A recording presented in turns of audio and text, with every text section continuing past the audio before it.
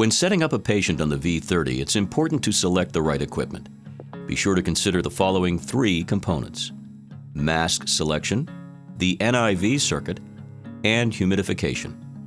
Choosing the right equipment is critical to providing optimal NIV, so keep in mind that the V30 Auto uses the same Philips masks and circuits as your V60 and Trilogy 202 to help ensure you can find the right fit for your patient.